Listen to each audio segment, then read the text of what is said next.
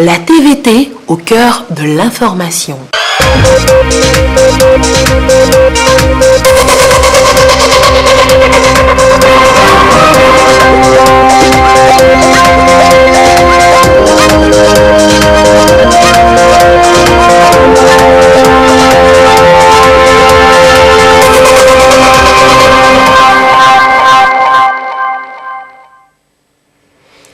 Les ZAP, zones d'aménagement agricole planifiées, font leurs preuves avec de bons résultats. Il s'agit des ZAP de Pia et Chikawa dans la région de la Kara. Le Fonds pour l'environnement mondial finance plusieurs organisations de la société civile. Une signature de convention a eu lieu entre le PNUD et les 8 organisations porteuses de projets sur la protection de l'environnement. Et puis c'est parti pour la 6e édition des Joutes verbales francophones Togo, un concours d'éloquence et de débat axé sur le thème « Pour ma commune durable, j'impacte ». Voilà pour les titres. Bonsoir à toutes et à tous. Pour la campagne agricole prochaine, plusieurs sites connaissent des travaux pour devenir des ZAP, zones d'aménagement agricole planifiées. En attendant leur opérationnalisation, d'autres ZAP créés il y a quelques années font leurs preuves avec de bons résultats. Il y a une à Pia et l'autre à Chikawa dans la région de la Kara. Les récoltes sont en cours sur ces ZAP. Nestor Mouzou. Les activités de la zone d'aménagement agricole planifiée de Pia dans la Kosa ont commencé il y a 3 ans. La ZAP a une superficie de 107 hectares. Elle a été mise en place sur l'initiative des jeunes du milieu. L'idée est venue des étudiants chômeurs et qui ont demandé, ils ont vu quelque part qu'ils veulent qu'on les aide pour pouvoir exploiter, pour diminuer leur chômage. Et on les a aidés et c'est comme ça que ça a démarré. Actuellement, au lieu de se balader dans la rue, mais ils sont occupés et maintenant nous sommes tellement fiers. Les exploitants de la ZAP de Pia sont organisés en coopérative et ont opté pour plusieurs cultures. Nous cultivons le maïs, le soja, les riz, le mil. Le soja est fini. Nous sommes en train de grainer le maïs. Le mil aussi. Il y a d'autres qui sont, nous avons déjà entassé, d'autres on a déjà tapé. Pour le maïs, on peut avoir 50 tonnes. Le soja peut faire 4 tonnes. Le mil peut faire 5 tonnes. Les producteurs ici bénéficient de l'accompagnement des services techniques, notamment l'Institut de conseil et d'appui technique ICAT.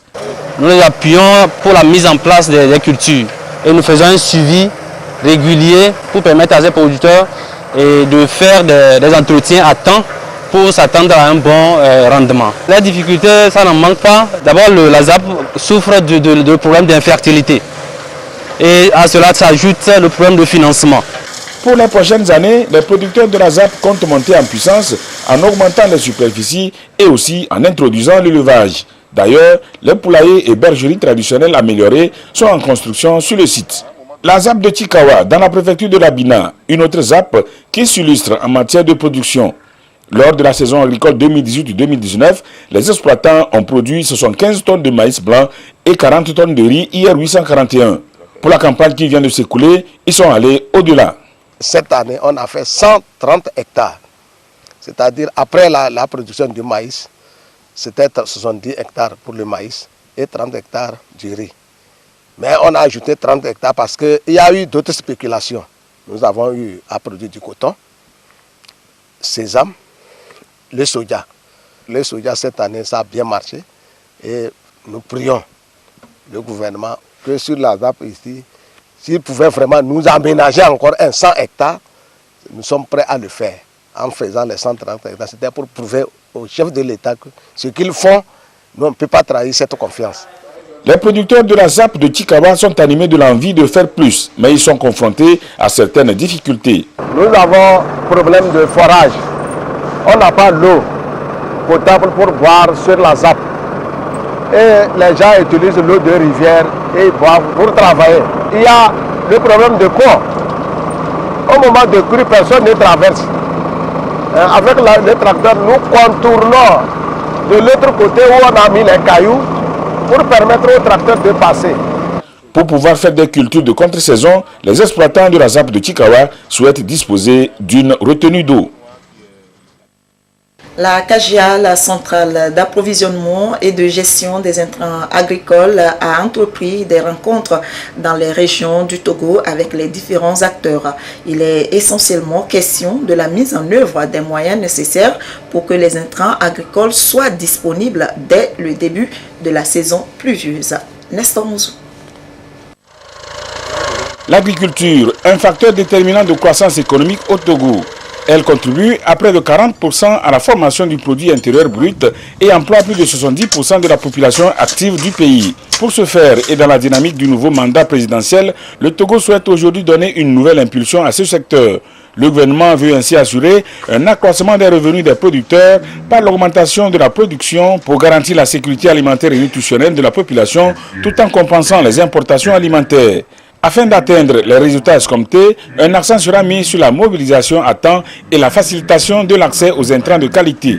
La centrale d'approvisionnement et de gestion des intrants agricoles CAGIA, entourée de sensibilisation sur le sujet. Elle échange avec les préfets, les producteurs de semences, les directeurs régionaux et préfectoraux de l'agriculture et les directeurs régionaux et préfectoraux de l'ICAT. Nous avons obtenu l'instruction de pouvoir changer de manière de faire, donc d'aller dans l'anticipation. Donc comme premier élément, c'est que nous devons garantir la disponibilité de l'engrais sur l'ensemble du territoire avant même le début de la campagne pour permettre aux producteurs de mieux programmer leur campagne au cours de cette année. Et parallèlement à cela, nous devons veiller à ce que les semences puissent accompagner et impliquer l'ensemble des acteurs parties prenantes sur le terrain. Autorités et producteurs rencontrés par la CAGIA sont émerveillés par les mesures prises pour assurer la disponibilité des intrants. Cette fois-ci, les engrais seront très proches et disponibles. Il y a des moments où il faut fumer les champs. Et quand ces moments arrivent et que les engrais ne sont pas disponibles, la récolte ne peut qu'être mauvaise. Or, nous avons soif d'une productivité forte. Cette rencontre, elle nous situe, elle motive à embrasser avec joie la campagne agricole qui s'annonce. Parce qu'on nous a expliqué les grands projets qui vont se dérouler sur les 5 prochaines années et les stratégies qui sont mises en œuvre pour faciliter l'accès aux intrants aux producteurs. Donc notre rôle aujourd'hui, c'est d'adhérer à toutes ces stratégies mises en place, de participer, de contribuer pour que tout le dispositif qui a été mis en place puisse se dérouler facilement afin que, en fin de campagne, nous puissions avoir des rendements très élevés, une productivité importante. À leur retour, les préfets instruiront les maires et les chefs de canton à identifier les points de distribution dans leurs localités respectives. La tournée de sensibilisation de la CAGIA a touché tous les chefs-lieux de région du pays. En décembre 2020, le nouveau Code du travail du Togo a été adopté à l'Assemblée nationale en remplacement de celui de 2006. Le but est d'améliorer l'environnement des affaires, créer plus d'emplois et moderniser l'économie nationale. Le texte dispose d'une série de contrats qui confèrent des avantages aussi bien aux employeurs qu'aux employés. Sonia Miniko. C'est une des réformes majeures que le Togo aura effectuées en 2020, l'adoption du nouveau Code du travail. Le document dispose d'une série de contrats, notamment le contrat saisonnier qui peut être exécuté sur une durée inférieure à la durée légale ou conventionnelle, le contrat projet, le contrat tâcheronat, le placement, le télétravail ou le travail à distance. Grâce à ces dispositions, les entreprises peuvent disposer temporairement d'une main-d'œuvre sans être directement liées aux travailleurs par un contrat de travail, de stage ou d'apprentissage.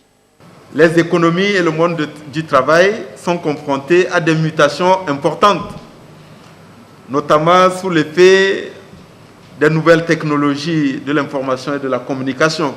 Aujourd'hui, il est possible de parler de télétravail, parler de travail à distance. En 2006, lorsque le code était conçu, je ne crois pas que nous étions à ce niveau d'évolution des technologies, que la digitalisation de l'administration et des entreprises avait atteint le niveau que nous connaissons aujourd'hui. Tout cela est guidé essentiellement par la politique réformatrice et de modernisation que mène le président de la République. Le nouveau Code du travail prévoit également l'amélioration de la réglementation du chômage partiel et du licenciement pour motifs économiques. Le texte donne aussi la latitude au gouvernement d'accorder une attention particulière aux populations des zones défavorisées, tout en précisant les conditions d'emploi au Togo en lien avec les instruments internationaux. Le souci primordial du chef de l'État et du gouvernement étant de favoriser la création d'entreprises, l'entrepreneuriat, la création d'emplois décents. Il faut inscrire la réforme du Code du travail dans le sens de la modernisation de notre économie. Au-delà de cette dynamique réformatrice, il y a un souci légitime de la part des travailleurs de voir les conditions de travail, de voir les mesures de sécurité et de protection sociale être améliorées et renforcées. C'était un souci légitime et ce souci a été pris en compte. D'autre part, les employeurs, notamment les entreprises et les établissements, avaient un souci qui consiste à lever tous les freins, toutes les barrières et toutes les contraintes à la création d'emplois que la refonte du Code du travail a cherché à prendre en compte avec un souci d'équilibre. Le texte de loi met aussi un accent particulier sur la protection sociale, surtout dans le secteur privé. L'instauration de l'assurance maladie obligatoire pour tous les travailleurs issus du secteur privé formel en est une illustration. Elle balise ainsi la voie au programme d'assurance maladie universelle du gouvernement. Une convention de financement a été signée entre le PNUD et 8 organisations de la société civile porteuses de projets sur la protection de l'environnement. Les bénéficiaires recevront des appuis allant de 10 à 22 millions qui doivent servir à soutenir les initiatives communautaires de conservation et d'utilisation durable des ressources naturelles et de renforcer la situation des populations vulnérables. Marie-Thérèse Nabédé, Dodo Ouaré.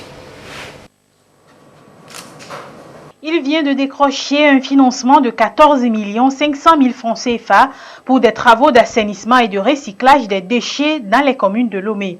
Une seconde subvention du PNUD qui va renforcer l'ONG Sciences et Technologies africaines pour un développement durable dans ses actions de lutte contre l'insalubrité. Il est question d'apporter une solution concrète à la population de Lomé en termes d'assainissement et de gestion des déchets, de créer des emplois pour des personnes vulnérables, notamment les femmes démunies et les jeunes déscolarisés, et également de pouvoir générer des impacts autour des communautés. Pour un financement de plus de 21 millions de francs CFA, l'association Solidarité Femmes pour un développement durable des savanes a 2 ans pour renforcer l'autonomisation économique des femmes. Ce projet consiste à mettre à la disposition des femmes du village des ressources nécessaires pour la conservation de la couche végétale et améliorer leurs conditions de vie, augmenter leurs revenus. Nous allons également renforcer la capacité des pépiniéristes, former les femmes sur le maraîchage écologique. Le financement est compris entre 10 et 22 millions de francs CFA par projet. Les domaines d'intervention ciblés sont de divers ordres. Diversité biologique, changement climatique, dégradation des terres, eau internationale, gestion des déchets et produits chimiques. Voilà un peu les projets qui sont portés par chacune de ces organisations. Nous sommes à notre 11e round de financement. C'est environ 250 000 $ qui sont alloués à ces 8 organisations de la société civile. Le PNUD attend beaucoup de ces projets et recherche un impact significatif sur le quotidien des bénéficiaires. C'est des projets d'envergure, c'est des projets absolument importants. Mon objectif, c'est vraiment de se focaliser dans des zones où les gens en ont besoin. Pour moi, c'est la priorité des priorités. Nous comptons sur vous pour accompagner les communautés dans la mise en œuvre de ces différentes actions. Plus d'1,7 milliard de ressources ont déjà été mises à la disposition de 112 organisations de la société civile via le Fonds pour l'environnement mondial. Ces organisations sont également appuyées par le gouvernement. La navigation aérienne par satellite, une technologie que l'Afrique veut explorer désormais pour améliorer l'efficacité et la sûreté de son espace aérien. Le nouveau système appelé SBAS fait l'objet de sensibilisation pour permettre aux compagnies et aux fabricants d'y adhérer. Robert Potogbe, Eli Agba Nyadao. Le monde de l'aviation se métamorphose et la navigation par satellite aussi s'impose à l'Afrique. Ce continent ne veut pas être à la traîne. Il met sur pied son propre système satellitaire de navigation SBAS. Mais il reste méconnu et nécessite une sensibilisation planétaire. À Lomé, l'ASECNA veut amener les uns et les autres à mieux appréhender les grands enjeux. L'opportunité sera donnée aux uns aux autres, surtout à tous les participants de par le monde connectés, de poser leurs questions et auxquelles les experts regroupés pourront apporter des éclaircissements. Le système SBAS vient pour pouvoir permettre à ces aéroports qui ne sont pas dotés de cet équipement de pouvoir effectivement permettre aux avions d'atterrir en toute sécurité. Ensuite, ce système, c'est un avantage qui vient s'ajouter à l'avantage que les compagnies aériennes gagnent. En termes d'économie de carburant, c'est un système qui permet de réduire considérablement les émissions de CO2. Le processus a commencé il y a de cela 15 ans. Il a connu un coup d'accélérateur en 2011, suivi de la création du marché unique du transport aérien, MUTA. Il y a 400 personnes qui sont en visioconférence de par le monde sur les 5 continents. C'est un événement historique.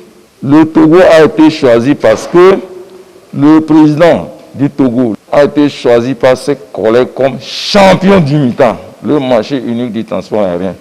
Et au moment où il était choisi comme champion, on n'avait que 23 États qui ont adhéré. Au jour d'aujourd'hui, nous sommes 34 États. La volonté du chef de l'État, c'est d'amener les 55 États à être ensemble.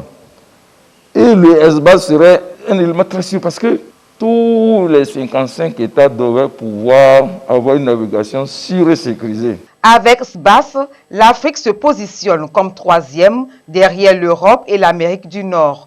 La mise en œuvre des services du système satellitaire en Afrique est assurée par l'Agence pour la sécurité et la navigation aérienne en Afrique et à Madagascar, ASECNA. Les acteurs du ministère délégué en charge de l'enseignement technique et de l'artisanat ont tenu une réunion, une séance de travail qui leur a permis de sortir un plan d'action pour la période 2021-2023. Ceci pour rendre plus efficace le système d'enseignement technique au Togo qui se veut compétitif. Clarisse Aticlé. Le sous-secteur de l'enseignement technique, de la formation professionnelle et de l'artisanat dispose de son plan d'action pour la période 2021-2023. 3 jours de travaux ont permis de mettre en place ce plan triennal avec des axes stratégiques bien définis afin de rendre plus efficace le système de l'enseignement technique au Togo. Notre secteur a sa feuille de route à exécuter. Nous avons aussi un budget programme sur la période 2021-2023.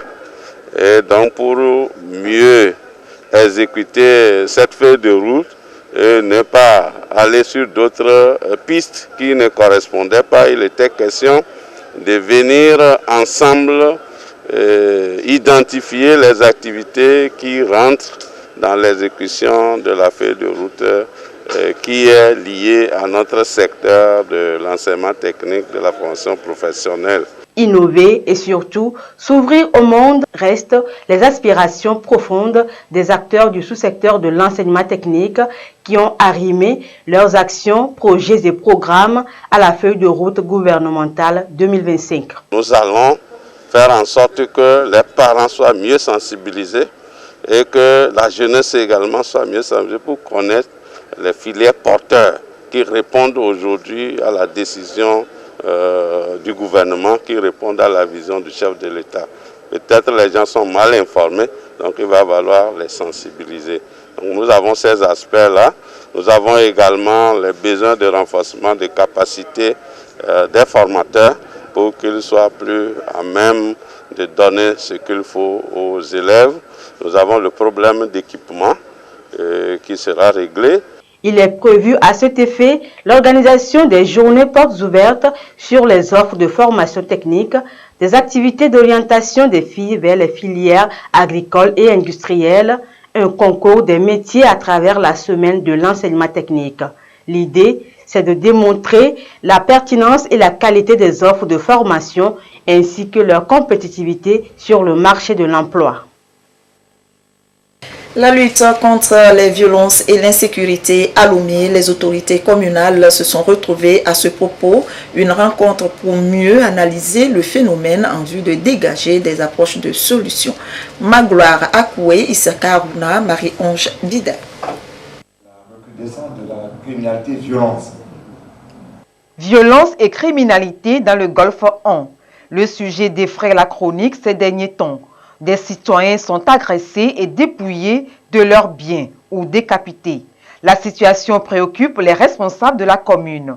Ici, membres des comités de développement de quartier, chefs traditionnels et acteurs de la sécurité planchent sur le problème. Il s'agit concrètement d'identifier les zones d'insécurité sur notre territoire communal et savoir également qui sont ceux qui sont derrière ce jeu dangereux et voir dans quelle mesure on peut collectivement arrêter ce phénomène vraiment malheureux.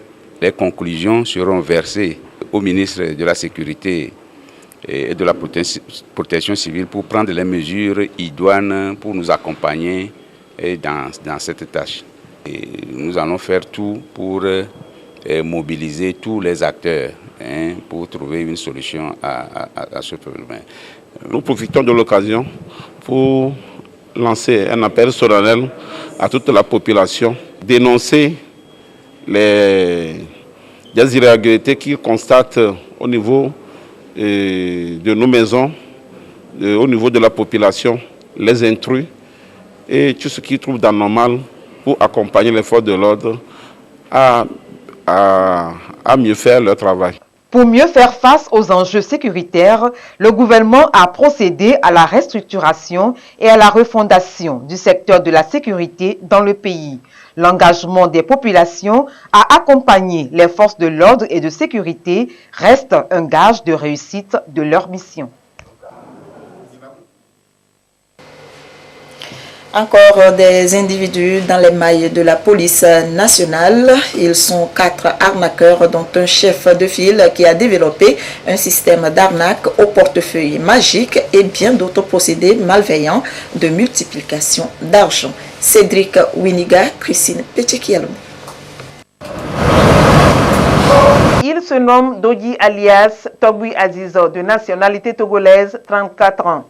Dans ces vidéos qu'il poste sur Facebook, il démontre ses capacités spirituelles à fabriquer des bagues, des sacs, des canaries et des portefeuilles magiques, capables de produire de l'argent à leurs propriétaires. Par des démonstrations, il arrive à convaincre ses victimes à qui il soutire de l'argent. Cette fois, il est tombé dans les mailles de la police nationale. Il reconnaît les faits qui lui sont reprochés. Voici le porte-monnaie magique qui a 2 ouvertures. J'insère préalablement de l'argent à l'insu de mon client dans l'autre partie et je lui fais croire enfin que le porte-monnaie a produit de l'argent. Pour mes clients maliens, je leur ai soutiré la somme de 450 000 francs. Malien, on a 450 000 comme vous avez aussi, nous 25 000. Le faux marabout Togui Azizo se fait assister de Richard, de nationalité ghanéenne, 35 ans, conducteur de taxi-moto, résident à Wimé, au Ghana. Kodjo et Ben, âgés respectivement de 34 et 31 ans, tous deux demeurant à Thiévier. Suite à la plainte d'un individu de nationalité malienne de passage à Lomé contre un arnaqueur au portefeuille magique, sur Facebook dénommé Togui Azizor, la brigade de recherche et d'investigation de la Direction générale de la police nationale a interpellé dans la journée du 21 janvier 2021 les nommés Dodi, alias Togui Azizor, Richard Kodo et Ben.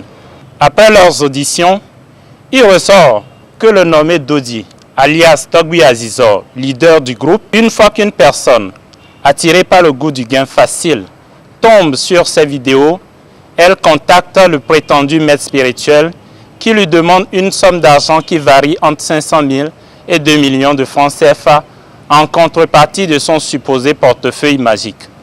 Enfin, avec l'aide de ses complices, ce faux marabout emploie des manœuvres frauduleuses pour rassurer ses victimes qu'il dispose de magie capable de faire produire à ses portefeuilles jusqu'à 500 000 francs CFA par jour. Il s'agit simplement d'une arnaque pour soutirer de l'argent aux victimes qui découvrent amèrement que ces portefeuilles sont tout à fait naturels et ne sont pas capables de produire le moindre franc. La police nationale met en garde tous ceux qui se livrent à cette pratique de faux marabout pour spolier la population, qu'ils s'exposent à la rigueur de la loi. La police nationale appelle les citoyens à plus de vigilance et les exhorte à dénoncer tout acte douteux relatif à ce genre de pratiques. Dodi alias Togui Azizor et ses acolytes répondront de leurs actes devant le procureur de la République. Soyez donc très vigilants. La région des Savanes connaît une flambée de cas confirmés de coronavirus ces derniers moments. Pendant ce temps, l'harmattan aussi sévit dans la partie septentrionale du pays, ce qui n'est pas du tout évident pour les populations. Alors, quel impact l'harmattan a sur la transmission du Covid-19? La réponse avec Tchazlam Baga. Commencé timidement à la mi-novembre 2020, l'harmattan s'est progressivement renforcé depuis le début de l'année 2021 dans la région des Savanes. Vent sec, frais et poussiéreux, l'harmattan offre des conditions favorables aux maladies qui affectent les voies respiratoires, notamment la grippe et le coronavirus. Le froid va entraîner une fragilisation de nos muqueuses, surtout l'intérieur des narines. Donc ce qui fait que ça fait une condition qui favorise l'entrée du virus, l'implantation du virus. Ensuite, le fait que pendant l'harmattan, il fait frais, il y a de la poussière, nous développons très facilement des affections respiratoires. Donc, il y a de la toux, il y a des éternuements. Actuellement, le nombre de personnes qui éternuent, le nombre de personnes qui ont un écoulement nasal, le nombre de personnes qui toussent dans la région où souffle le vent de l'harmattan, ce nombre est plus grand qu'habituellement. Alors qu'en éternuant, en toussant, ce sont des conditions de projection des gouttelettes dans la communauté. Donc, ceci constitue des conditions favorables à la dissémination du virus. Donc, parallèlement à l'augmentation des cas de rhume, il y a aussi augmentation des cas de Covid-19. Donc, derrière les cas de rhume se cachent des cas de Covid-19. Les symptômes étant quasiment identiques, comment alors distinguer un cas de grippe ordinaire du coronavirus? Sachant donc que les deux maladies ont les mêmes signes, donc la toux, l'écoulement nasal, les éternuements, la fatigue, etc., la fièvre, on ne peut pas à l'œil nu pouvoir faire la différence entre un cas de Covid-19 et un cas de grippe ordinaire. Et pour cela, c'est seulement le laboratoire qui peut nous y aider.